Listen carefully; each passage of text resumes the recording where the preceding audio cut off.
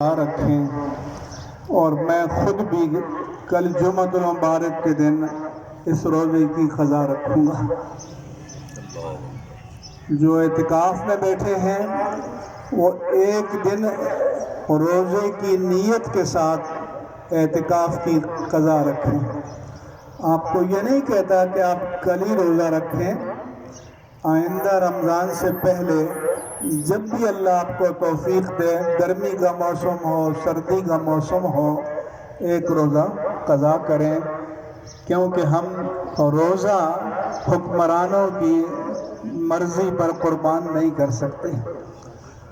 میں نے ہوش سنبھالا 1955-56 میں، تب سے لے کر آج تک الحمدللہ علی احسانہ میرا ایک بھی روزہ قضا نہیں ہوا، نہ کسی بیماری کے عالم میں، نہ کسی مسافرت کے عالم میں۔